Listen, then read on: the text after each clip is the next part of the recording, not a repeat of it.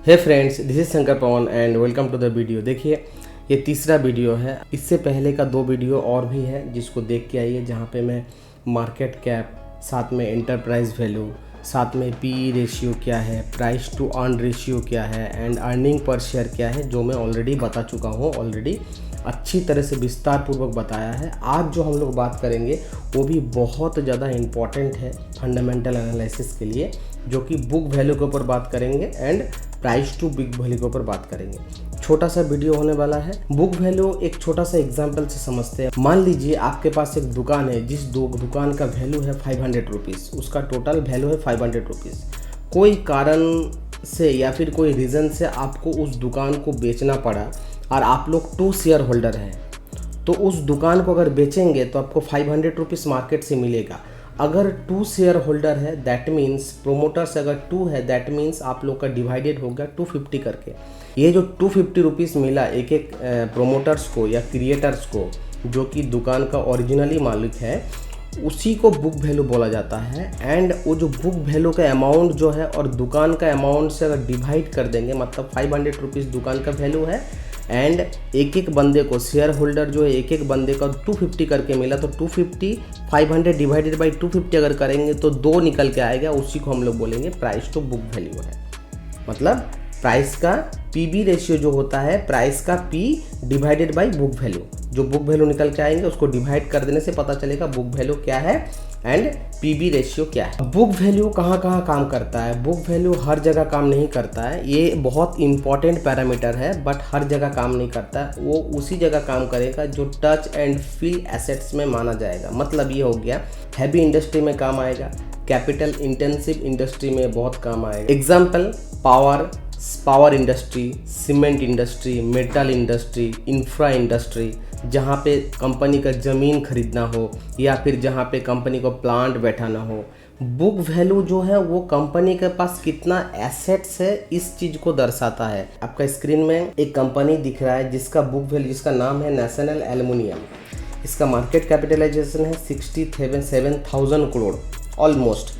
National aluminium company का share price है 365 रुपया और जिसका बुक वैल्यू है 118 रुपया। मतलब अगर किसी कारण से कंपनी डूब जाती है तो आपके पास हर एक शेयर के लिए कंपनी अपना बैंक में 118 रुपया करके रखा हुआ है, जो कि बहुत कम है, क्योंकि नेशनल एल्युमिनियम जैसा कंपनी को और भी ज़्यादा रखना चाहिए। ये बहुत कम है। अभी यहाँ पे बुक वैल्यू कम दिख रहा है मुझे, और इसीलिए पीबी रेशियो 3 का पीबी रेशियो, मतलब 3 गुना ज़्यादा से ट्रेड कर रहा है मार्केट में। हम लोग को और भी कम चाहिए। जैसे प्राइस टू अर्न रेशियो में हम लोग क्या करते थे, प्राइस ज़्यादा होगा तो प्रॉब्लम होगा, कम होने से अच्छा है पीबी रेशियो भी जितना कम होगा उतना अच्छा है। ज़्यादा बढ़ेगा पीबी रेशियो तो आपको ज़्यादा प्रॉब्लम हो जाएगा। और पीबी रेशियो भी मार्केट का जैसे प्राइस के साथ लिंक है, तो ये हर रोज़ चेंज होता है। अभी एक और एग्जाम्पल देखते हैं, हम लोग का टाटा स्टील का देखते हैं, जो कि मेटल सेक्टर से आता है। आप लोग को पता है, टाटा स्टील का देखेंगे तो टाटा स्टील का आपका शेयर प्राइस है 202 रुपया। आज मैं वीडियो रिकॉर्ड कर रहा हूँ, आज का प्राइस है 202 रुपया, जहाँ पे बुक वैल्यू दिख रहा है 136 रुपया। मान लीजिए किसी रीज़न की वजह से टाटा स्टील डूब जाता है, तो आपका हर एक शेयर, आपके पास अगर 10 शेयर है, 100 शेयर है, 1000 शेयर है, हर एक शेयर के लिए टाटा स्टील ऑलरेडी आपके लिए 136 रुपया उसका रखा हुआ है। ये दिखता है, ज़्यादा होता नहीं है। मतलब 136 रुपये आपको लग रहा है कि है, लेकिन उतना है नहीं, क्योंकि जो मशीनरीज होता है, जो एसेट्स होते हैं, जो प्लांट होते हैं, वो सब का दाम कैलकुलेट करके वो लोग बुक वैल्यू का कैलकुलेशन लाता है। इसका मतलब जो हैवी इंडस्ट्री, मैंने अभी बताया, सीमेंट इंडस्ट्री हो गया या फिर मेटल इंडस्ट्री हो गया, प्लांट इंडस्ट्री हो गई, यहाँ पे क्या होता है, ज़्यादातर मशीनरीज़ खरीदना पड़ता है, ज़्यादातर सीमेंट परचेस करना पड़ता है, या फिर ज़्यादातर मशीनरीज़ के लिए आपको अलग अलग इक्विपमेंट्स खरीदना पड़ता है, ज़मीन खरीदना पड़ता है। ये सब खरीदने के लिए एक अमाउंट एसेट्स बिल्डिंग करना पड़ता है, कि अमाउंट सैंक्शन होता है, वही अमाउंट को बुक वैल्यू बोला जाता है। एंड बुक वैल्यू के साथ शेयर प्राइस के साथ में डिवाइड करने से पीबी रेशियो निकल के आता है। अब किस किस सेक्टर में ये काम नहीं करता है? जैसे आपको अगर आईटी सेक्टर में हो गया, जहाँ पे आईटी सेक्टर में बुक वैल्यू का काम कुछ नहीं है। मतलब आप लोग फंडामेंटल का रिसर्च जब करेंगे तो आईटी सेक्टर में नहीं रिसर्च करना है, या फिर कोई software making company, web developer company में के ये कोई काम नहीं करेगा। अभी मैंने टाटा स्टील का एग्जांपल दिया और मैंने और एक एग्जांपल दे रहा हूँ जो कि टाटा का ही है, टाटा एलेक्सी का, जो आप लोग को पता है कि ये क्या करता है, आईटी सॉफ्टवेयर बेस्ड कंपनी है, एआई टेक्नोलॉजी में आपको काम करता है, वेब डेवलप करता है। आपका देखेंगे तो टाटा एलेक्सी का अभी शेयर प्राइस है 5,233 रुपये, इस शेयर प्राइस है। इसका बुक वैल्यू मुझे दिख रहा है 451 रुपया। दैट मीन्स आप 5,200 रुपया का निवेश करके आपके लिए कंपनी ओनली 450 रुपया लगभग पैसा रख रहा है, जो कि बहुत ही कम है। तो आप बेवकूफ़ है, क्यों खरीदेंगे। लेकिन आपका आईटी सेक्टर में मैंने बोला अभी कि price to book value ratio या बुक वैल्यू कोई काम का नहीं है। ये सिर्फ आपको ऐसा इंडस्ट्री है जो टच एंड फील में आता है, वही इंडस्ट्री में ये काम करेगा। थोड़ा बहुत बैंकिंग सेक्टर में भी काम कर सकता है। बैंकिंग सेक्टर के और भी पैरामीटर्स है, मैं आने वाले वीडियो में अच्छे तरह से विस्तार पूर्वक बताऊंगा। अभी आपके लिए सबसे अच्छा चीज़ क्या हो सकता है, मान लीजिए किसी शेयर का प्राइस बहुत कम है, 100 रुपया है, लेकिन उसके पास, कंपनी के पास 200 रुपया का बुक वैल्यू, मतलब डबल बुक वैल्यू दे रहा है। ऐसा कंपनी आपको ढूंढना है, तब जाके आपको पता चलेगा कि हाँ आप एक बहुत अच्छे फंडामेंटल रिसर्चर बने। आपके लिए मैं एक ढूंढ के रखा हूँ, मैं एक दिखाता हूँ, जिसका नाम है ग्लोब कमर्शियल, जो कि आपकी स्क्रीन में दिख रहा होगा, जिसका प्राइस है 18 रुपया 80 पैसा। मैं बार बार बोल रहा हूँ कि जैसे only for market capitalisation, enterprise value, PE ratio, earning per share देख के, या फिर आपका पीबी रेशियो या बुक वैल्यू देख के आप किसी शेयर का, किसी स्टॉक का पैरामीटर्स नहीं माप सकते। आपको ओवरऑल कंपनी का देखना पड़ता है।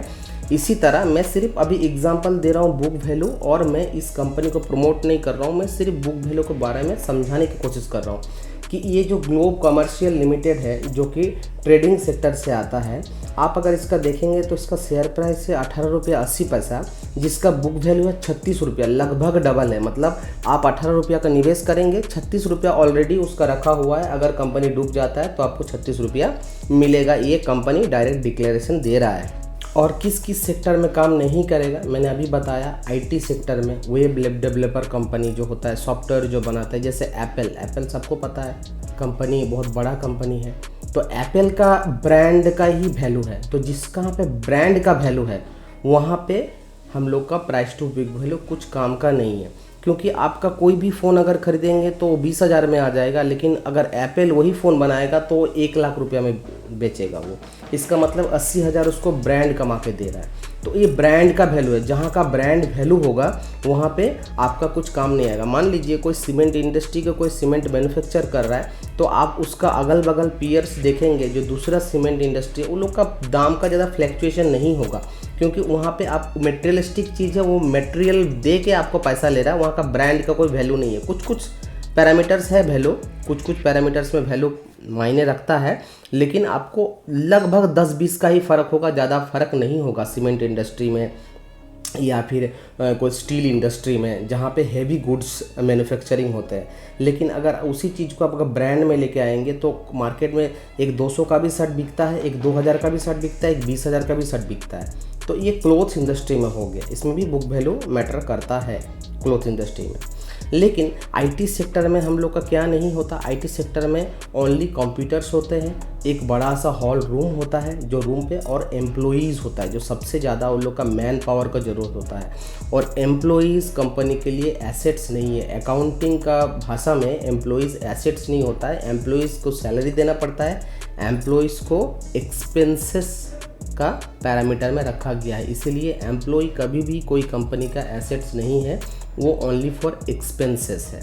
इसीलिए आईटी सेक्टर में, web developer and software sector में कोई भी जगह में बुक वैल्यू काम नहीं करेगा। Only touch and feel sector में जो पैरामीटर्स, जो स्टॉक्स आते हैं टच एंड फील में, वही स्टॉक में आपको बुक वैल्यू काम करेगा।